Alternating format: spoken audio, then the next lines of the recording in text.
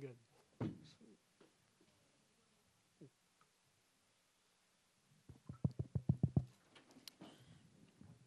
All right, we're now joined by the winner of tonight's NASCAR Xfinity Series race here at Daytona International Speedway. That's Jesse Love, driver of the number 2 Richard Childress Racing Chevrolet. If you have a question for Jesse, please raise your hand and we'll get a mic to you. We'll start here with Matt Weaver and work our way around the room.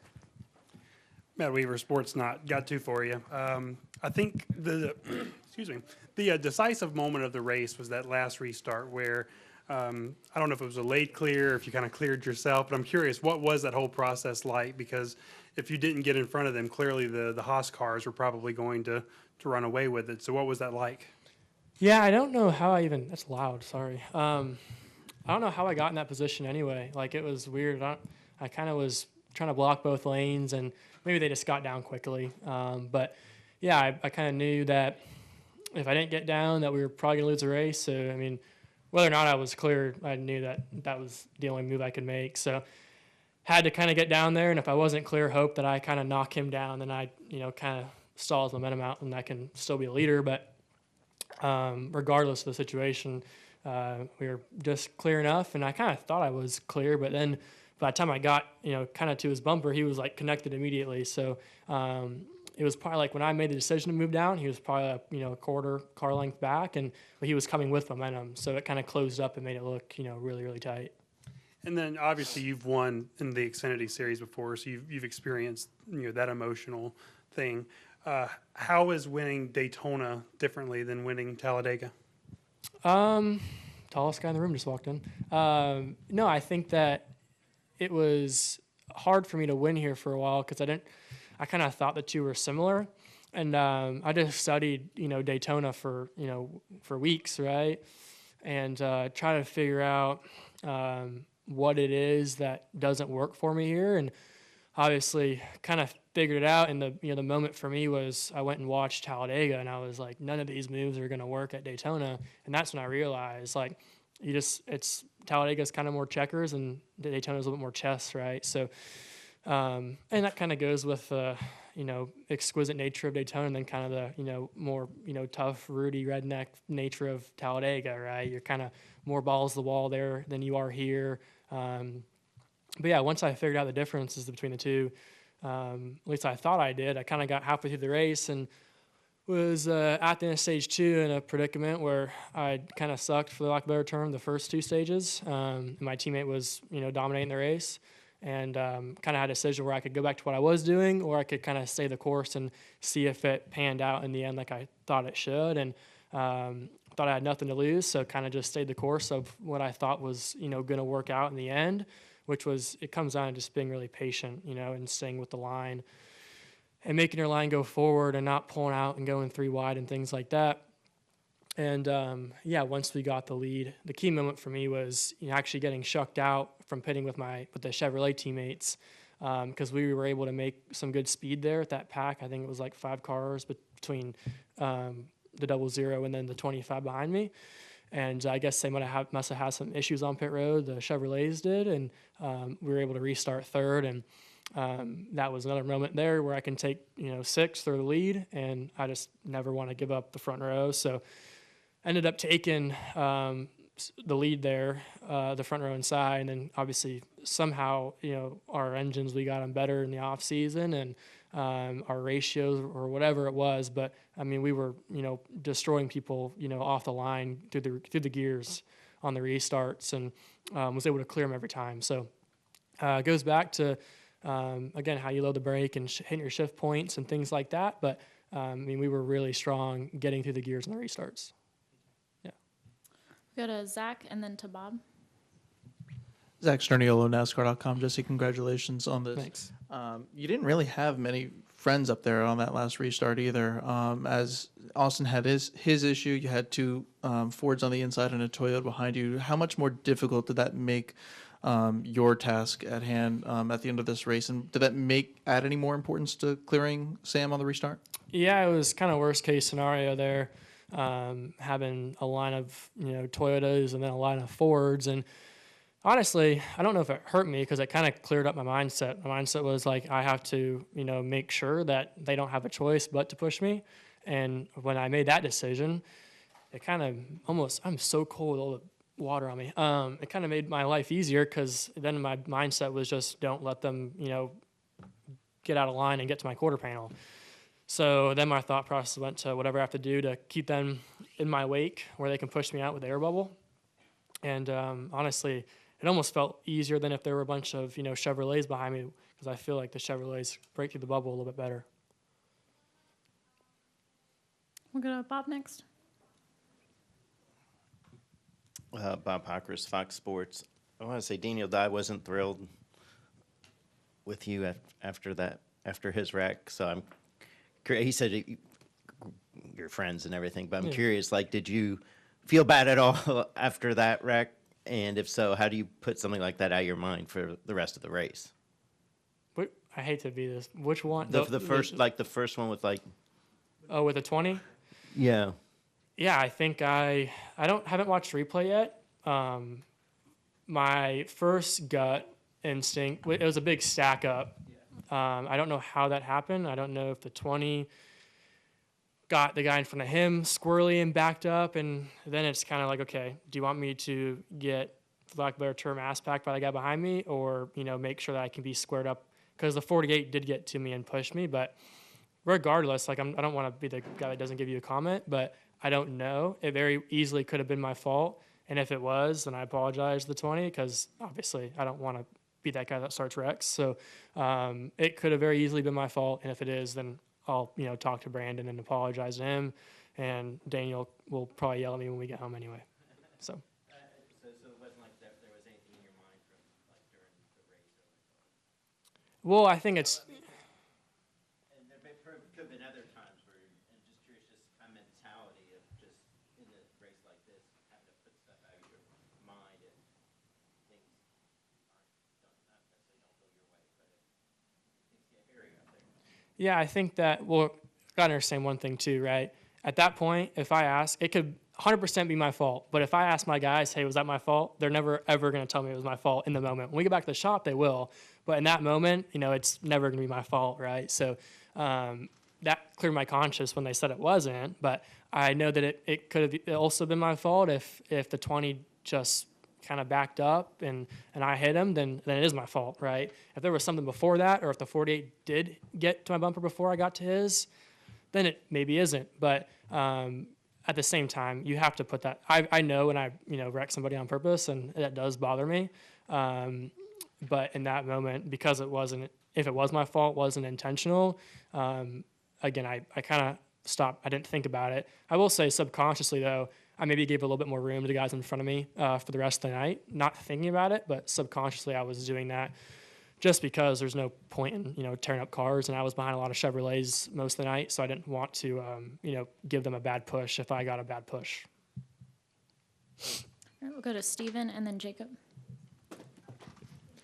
Steven Toronto, CBS Sports. Jesse, this morning after qualifying got rained out, you and Connor Zillich were having just a back and forth with each other online, and Connor was like, "Oh, Super Speedway merchant," and you had some pretty good barbs in there yourself. I mean, you've got the trophy now. Do you have anything else to say to Connor?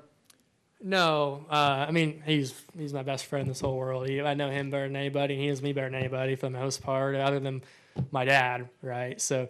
No, I think that me and Connor definitely get competitive. Even if no matter what we're doing, we're competitive, and we kind of try to hide it because we don't want to ruin a friendship over it. But we do get competitive at times, and because we both have so much experience with each other, we both know how to I guess jab the right parts, right? We can kind of take jabs and make them hurt a little bit. So. He hits me where it hurts, and I kind of, give it back to him. But no, he's a class act, man. He came over to me after the race, and honestly, the highlight of my night was when we were leading both lanes. That was pretty cool, pretty special. I've got a phenomenal small friend group that is basically me, Daniel Dye, and Connor and Brent Cruz, and we're all really doing a lot of hard work for this season and working really hard, and we're all like-minded. So I keep my friend group, pretty small and a tight circle, but it's because the friends I got are worth a million. So I feel like me and Connor definitely, though, we sometimes get a little bit out of hand. And on a serious note, you're still fairly young. You're still early in your career. There's a lot of drivers who show up to Daytona, show up to Talladega, show up to tracks where you have to race in the draft and never really get it or master it. What is it about Daytona and Talladega and Atlanta to a certain extent that how have you been able to get so good at drafting and super speedway racing so early in your career? Yeah, obviously our cars are really fast and we have, a lot of power in the hood and get good fuel mileage, but I credit a lot of it to Austin Hill. He's helped me a ton. This time last year, I really knew nothing, right? As we all saw, like the ARCA racing deal, the speedway stuff is, a lot different, right? A lot more single file, harder to make runs. And, we had it down to a science with Venturini where we would kind of get out front and just control the whole race. And I had to learn a lot, and I come into it, not knowing much, but Austin was an open book for me, for the first, months of leading up to Daytona last year, and obviously that shortened my learning curve a lot. So I was a rookie, last year at the speedways, but I had a wealth of knowledge because of him, and I have 3 pages of notes that he wrote for me to look over before I come to these racetracks. So. And he's the best at it. There's nobody better than him at this package, and he would have been really tough to beat tonight. And obviously, it helps when our cars are as good as they are. Thanks, Jesse. All right, we're going to take 3 more questions. We're going to go to Jacob, Lee, and then finish with Dalton. Jacob Seelman, Raceface Digital. Jesse, take me back to 9 or 10 years old. You're running a pavement midget out in California. Nobody knows your name at that point. Does Jesse Love tonight sitting here at Daytona? What do you tell 10-year-old you? Because this seems like a rise that you can't write this script. Yeah, Jacob's known me for a while, so he knows how to try to get me emotional. But I'm trying. I think it just comes down to trusting the people around me. Nice one, Jacob. I've always had a really small group of people that I trust. And, at times my dad was, put me in all these different cars, right? And made the learning curve really, really hard, right? And there were times where, I'm running a midget for Keith against all these, phenomenal guys, and I'm getting my rear end whooped. And then I get in a, tour car out west and struggle there a little bit. But it was all for a reason, and haven't met somebody smarter than him yet. So just trust your old man. And honestly, me and my dad's relationship changed when he told me to, pick people in your life, and there's going to be probably 4 or 5 of them, but whatever they say you do, and whatever he's told me to do ever since, I've stuck to it 100%. You dreamed of this place. Does the reality of winning here exceed the dream? I mean, this is the only place I cried during the national anthem, or kind of get emotional. I'm an emotional guy, as everybody knows, and I try not to hide it. But this place is special. You come up, you racing here when I was at New Smyrna, and just wanting to be a part of it, right? Wanting to have the prestige of winning here and say the Lord's name on a big stage. And obviously, when you get to race for Richard too, that is an added layer of kind of emotion when you come to these places. And what makes it more special is it's a place that I've showed at in the past and, worked really hard to overcome my struggles here. And that makes it, even more special because, I stuck with the path, and there were days where it was hard, but, still powered through it and give it 100% of what I have. All right, we'll go to Lee and then finish with Dalton. Lee Spencer, just if you could kind of discuss what Danny Stockman has meant to you during your transition to the Xfinity Series.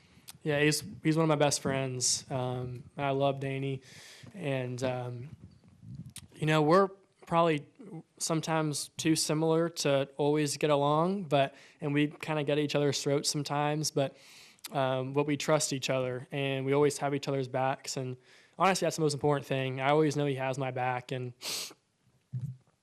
after that second stage of night where I, don't get stage points again for the most part, and we're in the back, like I was so far back, I literally just bailed in the pack to not wreck.